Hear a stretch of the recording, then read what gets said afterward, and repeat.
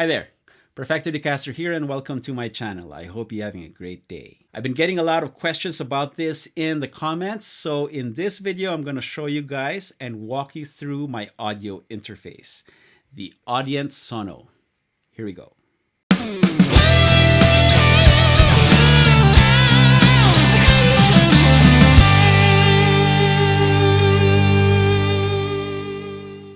Okay, after this video edit was laid down, I realized that I went more in depth than I had originally planned. So I'm dividing this video into 3 parts and I'm calling it Sono in my workflow.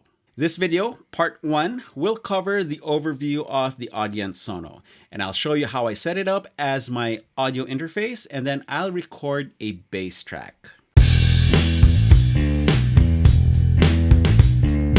Parts 2 and 3 are available for viewing by the time you see this, and they will be linked at the end screen. So make sure to watch this video all the way through. That way you get the complete picture of how I use the Audient Sono in my workflow. Big thanks to Hive Audio International for providing me the Audient Sono for me to use here in my studio. The Audient Sono is an audio interface designed specifically for guitar players, and it's by no means a new product. So it's been out for a while, and there are a lot of other videos here on YouTube deep diving into all its capabilities. So what I'm going to do is I'm going to walk you guys through how I use the Audient Sono in my recording workflow. And along the way, I will share my thoughts on the things that I like about the unit, as well as the things that I don't like. And if at any point in this video you decide that the Audient Sono fits your needs and you just need to have one, then please consider buying it through my affiliate links in the video description. Buying from these links are of no extra cost to you, and the small commission that I get helps me keep making these videos for everybody to enjoy. Now, for those of you not familiar with the Audient Sono, it has a bunch of guitar-specific features, like an ultra-low latency dedicated guitar input, a high-voltage 12AX7 preamp tube, 3-band analog EQ, an onboard cabinet simulation powered by 2 Notes Engineering. The bottom row of knobs controls the input and output gain of the 2 preamp. The drive knob controls the character of the virtual power amp of the 2 Notes software. Rounding out the Sono's guitar-specific features is a dedicated output for reamping. Aside from the guitar stuff, the Sono also has 2 mic or line inputs via the XLR combo jacks. And these inputs have their own individual gain knobs as well as switchable 48-volt phantom power. Now, a quick aside, the guitar input and mic 1 actually share the same signal path. So if you have a cable plugged into the guitar input, then the mic 1 XLR is disabled. By the same token, you can choose to plug into the mic 1 input and route that through the tube preamp using the microphone to valve switch. This allows you to take advantage of further tone shaping via the tube gain or the 3-band EQ or even the 2 Notes cab simulation. The Sono also has dedicated knobs controlling the output section. The main volume knob controls the signal passing through the pair of balanced 1/4-inch jacks, which I have connected to my studio monitors. You have a dedicated headphone volume control and a monitor mix knob as well. I have my Sono connected to my iMac via USB-C, and since it has a high voltage preamp tube, it can't be bus powered, so it has its own 12-volt power supply. Now I'm going to fire up Logic and I'll show you how the Sono fits in that environment. Okay, now we're here in Logic, and the first thing that we need to do is to assign Sono as our default interface. So go to Preferences, Audio, and Input Device, just click on Audient Sono. Now, ideally, you also want your Audient Sono assigned as your output device, but since I am recording this video on my computer, I have to use a multi-output aggregate here on my Mac, so that is what this is. Otherwise, I just use the Audient Sono as my output device if I'm just recording. Now, let me show you the Sono mixer. This mixer controls input and playback monitoring. So you can control the volume of mic 1 or the guitar DI input. You can control mic 2. You can control your computer's playback with the DAW 1 and 2 fader right here, or DAW 3 and 4, depending on where you assign it.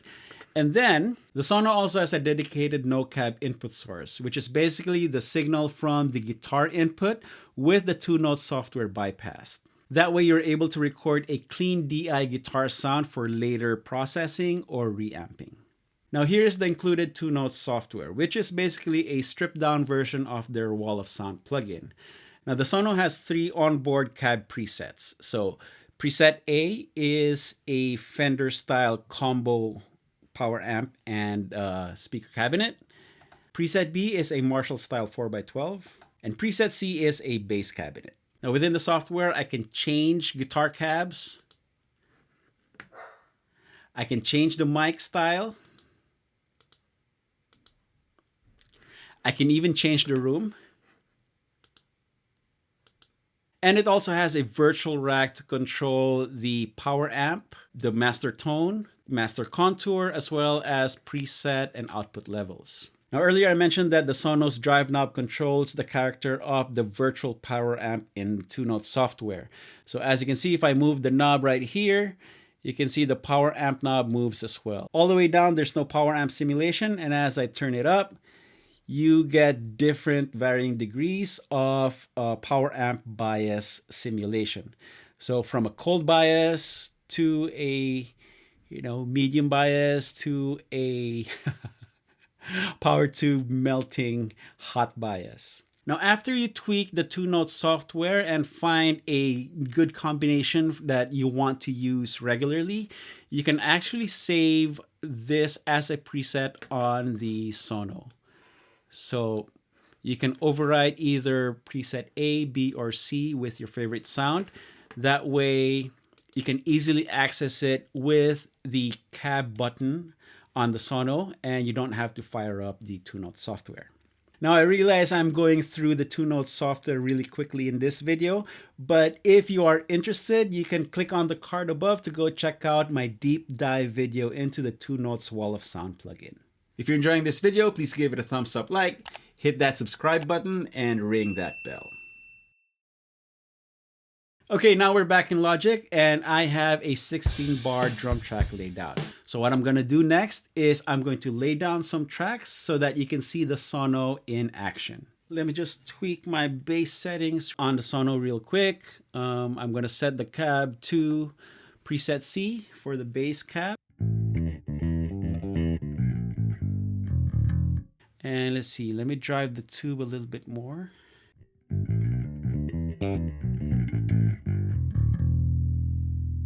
Maybe a hotter power amp.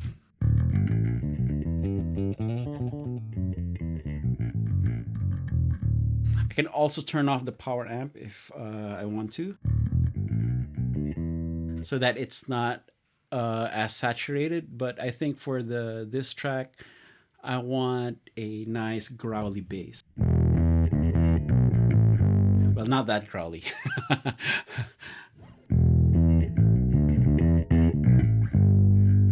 And maybe touch more treble and touch more mids.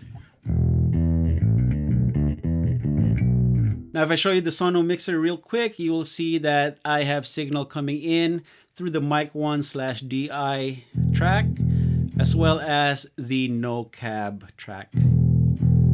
And you can see that no cab is significantly lower signal-wise compared to the DI track. That's because it's not processed. Also notice that I have the no cab track muted with the volume knob turned down, because I don't need to hear that while I'm monitoring the playback.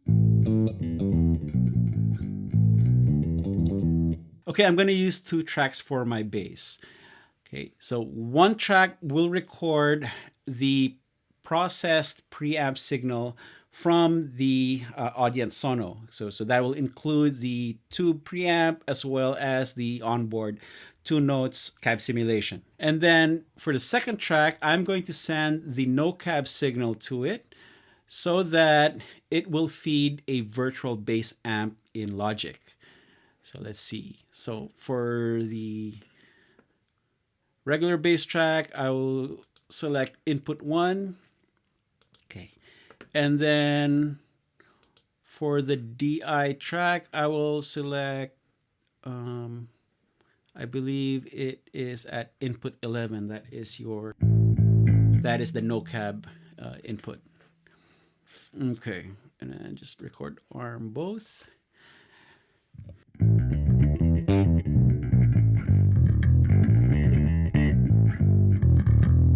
Okay, I'm gonna hit record and let's see what we come up with.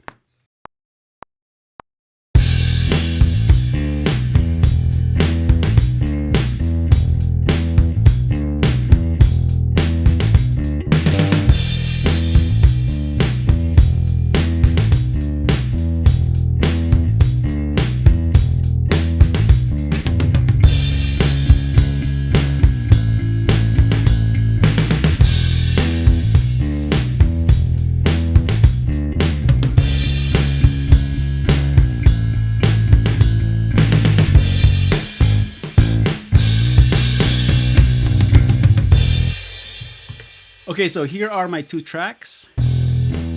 If I solo the Sono cab track, that is the tone coming from the Sono. And this is the tone coming from the no cab input source. And if I bypass the bass amp, that is the clean DI signal. And if I combine both, I have this growly Sono track and a clean DI track. So I can just play with the levels and mix them so that I can get a nice bass sound.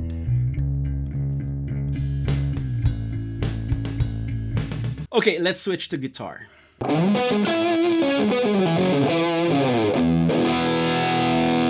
Okay, that works. Let's lay down a track.